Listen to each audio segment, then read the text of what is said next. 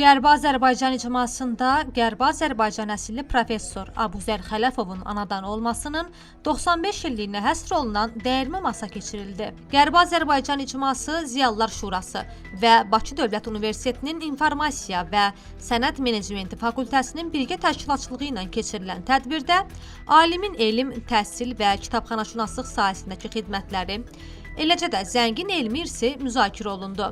Tədbirdə çıxış edən Qərbi Azərbaycan icması İdarə Heyətinin sədri, millət vəkili Əzzəl Əkbərli bildirdi ki, Abuzər Xələfov Qərbi Azərbaycan həqiqətlərinin qorunması və təbliği istiqamətində mühüm işlər görüb. Professorun zəngin elmi irsi yalnız kitabxanaşünaslıq sahəsi üçün deyil, ümumilikdə Azərbaycan ziyalılığı və milli yaddaşın formalaşması baxımından da mühüm əhəmiyyət daşıyır.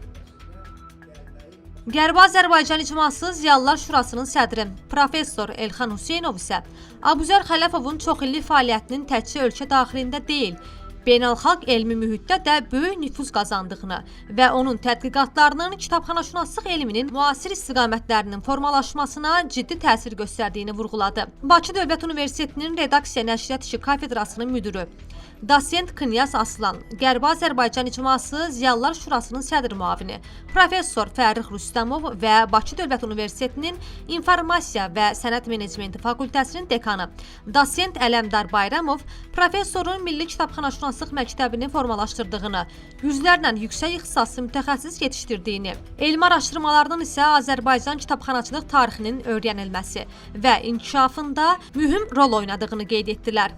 Tədbirdə həmçinin Abuzər Xələfovun fəaliyyətini əks etdirən, eləcə də nəşrləri barədə məlumatların yer aldığı saytının təqdimatı da keçirildi.